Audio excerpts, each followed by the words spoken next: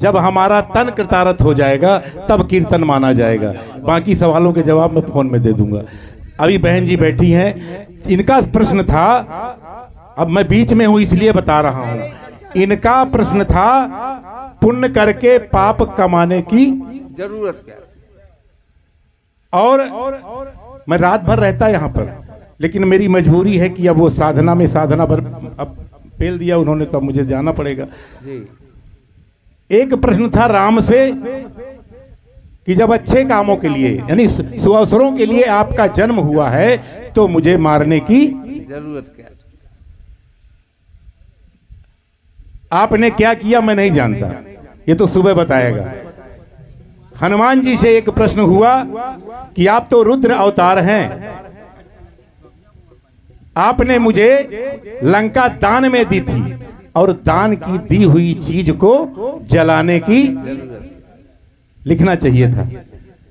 और लक्ष्मण जी से कहा आपकी बेटी मेरे कुल की बहू है तो उसको विधवा बनाने की जरूरत क्या थी। ये प्रश्न थे।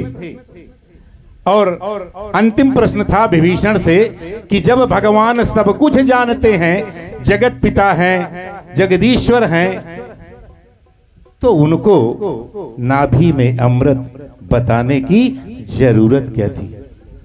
सीधा साधा सिंपल एक ही शब्द में उत्तर है, खोजिएगा। केवल एक लाइन में चारों के उत्तर हैं। मुझे रहना नहीं है, आप मेरे भैया हो, आप मेरी बहन हैं।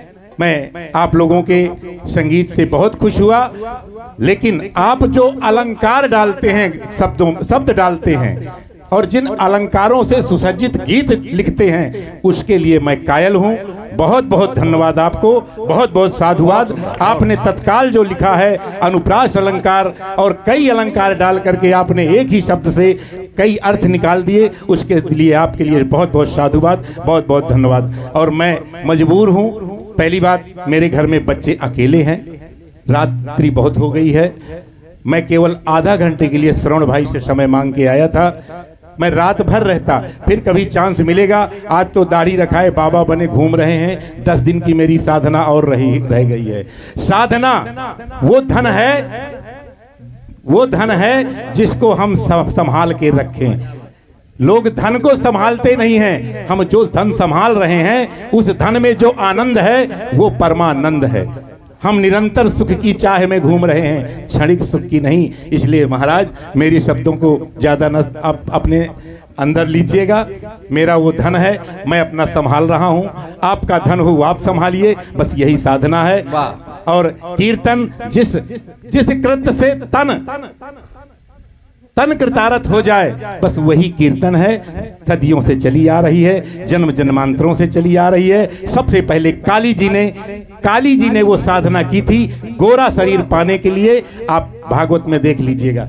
तो इन्हीं शब्दों के साथ मैं अपनी वाणी को विराम देता हूं। मेरी गलतियों को क्षमा करें, आगे रात्रि भर आप सुनेंगे और मेरी भूल को माफ करिए। बहुत बहुत धन्यवाद हमारे संचालक महोदय भाई चंद्रपाल जी।